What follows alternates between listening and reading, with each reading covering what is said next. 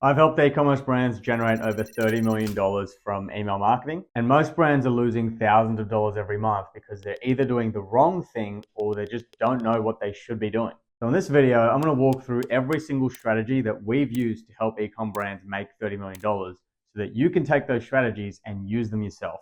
Now there's 4 steps to our email marketing strategy, and it begins at the pop-up. Now the pop-up is the most important part of email marketing because you need people's emails to send them email marketing, and the pop-up is how you get those emails. Because a small improvement in your pop-up's conversion will have a massive improvement in your email performance. So for example, let's say you have 1,000 people coming to your website every day. If you have a pop-up that converts at 5%, you will only collect 50 emails per day. Whereas if that pop-up converts at 10%, well then you get 100 emails per day. And over the course of 6 months or a year, your email list will have twice as many new subscribers and twice as many people going into your email funnel, which leads to twice as many dollars from email. So the goal is to have a high converting pop-up. And how do you actually do that? Well, there's really only 2 things that actually matter. The first is the offer, and the second is mobile optimization. Now, there's 3 general offers that you can test on a pop-up, and that's a discount, that's a gift with purchase, or it's a free PDF download. All of them have pros and cons, but the key is to test them and see what converts best to your business. The second is mobile optimization. Now, most people that are going to be on your website or looking at your marketing or reading your emails, they're all going to be doing it on their phones.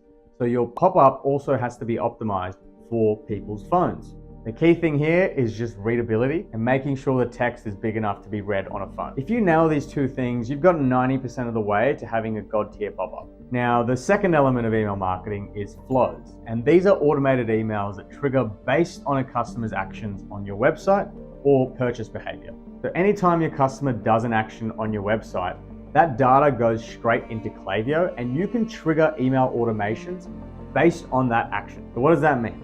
Let's say I'm on a website and I'm looking at clothes and I click on shirts. If I click on a particular shirt, that brand has the data that I was looking at it, and they can send me a personalized email saying, hey, saw you were looking at this, here's a link for you to go add it to cart and complete your purchase. These automated emails trigger automatically, so you only need to set them up once, and they're very powerful in getting someone who's just on your site to browsing products, to adding items to cart and actually purchasing. So what are the flows for you to set up? Well, the core flows are number 1, the welcome flow, which is the flow that triggers as soon as someone joins your email list. Then there's the abandoned cart and abandoned checkout flows, which are what trigger when someone adds a product to cart or goes to the credit card page on your website. Then you've got some lower intent pre-purchase flows, which are the browse abandonment flow and the active on site flow. So the browse abandonment flow is what triggers when someone is looking at specific products, and the active on site flow is what triggers when someone is active on your site but they haven't clicked on a specific product. But that's not all. We've also got flows that trigger based on buyer behavior. So for example, we can trigger flows after someone actually places an order. For example, post-purchase, we can send emails giving people value after they buy, asking for reviews, asking for testimonials, upselling products. If you sell consumable products, we can also set up flows that remind people 30 days after their order to put in another order and refill. But for most brands, most of your sales will come from your pre-purchase flows. Now, I've put together a document with an in-depth breakdown of all of these strategies that you can download by going to the first link in the description below. For the third element of email marketing, that is your campaigns. And this is what people normally think of when they think of email marketing. That's writing up an email and sending it to a targeted group of people. Now, there's 2 things to think about with your campaigns, and that is what you send and who you send it to. In terms of what to send to your email list, you need to send some kind of useful or genuinely valuable information. And the way of doing that is by really understanding your customer and understanding what are the pains that they came to your brand for. If you really dive deep and understand who your customer is, you can send information about the pains that they're facing, and you can tie in your products and how that's a solution. Now, what every e-commerce brand has experienced is when they send an email with a discount, they get substantially higher sales than every other kind of email. However, this is a super slippery slope because with every discount email you send, you are training your customers to wait for a discount before they purchase. And if you do it too much, well then customers will only purchase when you send a discount. So a general rule of thumb is 80% of your emails should be value-driven emails that are focused on the benefits or the pains that your product can solve. And you have 20% or less of your emails that are discounts or product-related emails. That way you keep a good mix and you're not really training people to wait for a deal, but you are still using it frequently enough to maximize your sales. Now, in terms of who to send campaigns to, that's called segmenting. Now, in terms of your segments, you only really need two, and that is one, your engaged 90-day audience, which is people that have opened or clicked an email in the last 90 days. And the second segment you need is your full list of emails. Now, you should send most of your email campaigns to your engaged 90-day segment. But every so often, you should send an email to the full list. And the reason we use these two segments is so that we can minimize people getting annoyed and unsubscribing from our database. So for example, if someone is on our 90-day engaged list and they've opened an email from us in the last 3 months, there's probably a good chance they're in the market to some level for our products. So we want to be hitting them somewhat aggressively, right? We want to be in their inbox. We want to keep reminding them that we exist.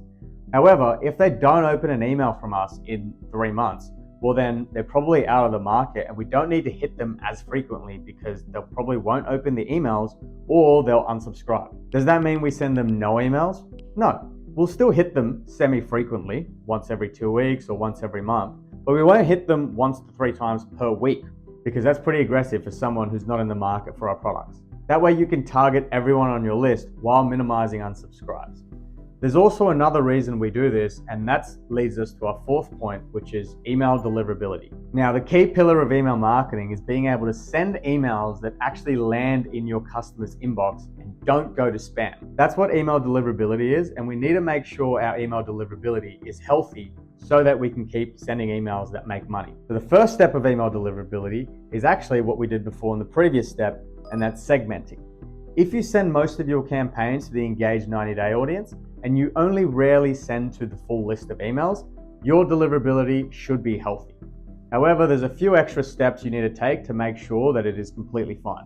Number one is your technical setup. You need to make sure you have a branded sending domain set up. And number two, you need to make sure you have a DMARC record set up on your website. These records are the technical stuff that tell Gmail and Yahoo that your emails are actually from you and they haven't been intercepted or hacked. However, another important element of deliverability is actually sending high quality emails that people open and engage with. This is less important than what people actually think because if you segment correctly, people will in general be opening your emails. However, you can't be blasting discounts constantly or sending junk or spamming people because if people unsubscribe at a high enough rate or they don't open your emails at a high enough rate, Gmail and Yahoo will realize that you're a lower quality sender and your emails are more likely to go to spam. So that's the email strategy that's generated over $30 million. Remember, you can get a full in-depth breakdown of all of these by going to the first link in the description. And if you want me and my team to help your e-commerce brand scale with email marketing, you can click below to book in a call directly with me and see how we can help. Besides that, thanks for watching. Remember to subscribe and I'll see you in the next video.